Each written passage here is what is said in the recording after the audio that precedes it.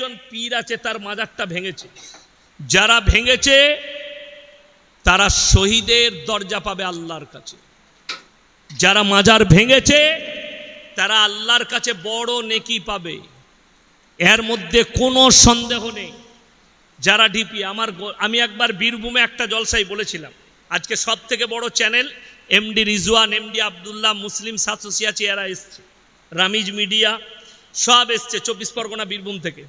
আমি বলেছিলাম এক জায়গায় যে আমাদের বর্ধমান জেলায় এমন একটা গ্রাম আছে যে প্রত্যেক ঘরের সামনে একটা করে ঢিপি, ঘরে জামাই এইছে, সে রাতের বেলায় বউকে বলছে, হ্যাঁ গো তোমাদের ঘরে পিসাবখানা নাই, বলে না মুদবো কোথায়, থাকবই। সে রাতের বেলাতেই পালিয়ে গেছে, গোটা গায়ে পীর শুয়ে আছে, বলছে মুদবো কোথা। এই হচ্ছে তাদের হাল। আচ্ছা শুনেন, আমি কিন্তু পীর বিরোধী নয়, বাস্তব কথা বলছি।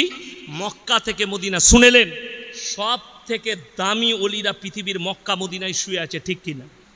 হযরতে উমর, হযরতে আবু বকর, হযরতে উসমানে গনি, হযরতে শোয়েবা, হযরতে লুতবা, আল্লাহ রসুল সাল্লাল্লাহু আলাইহি সাল্লামের চাচা যান, আর 70 জন সাহাবীর কবর উহুদের প্রান্তরে ব্যারিকেড দিয়ে ঘেরা আছে। হযরতে আমির হামজা রাদিয়াল্লাহু তাআলা আনহু শুয়ে আছেন। তিনাদের মাজার নাই, আমাদের দেশে ভণ্ডদের মাজার। এই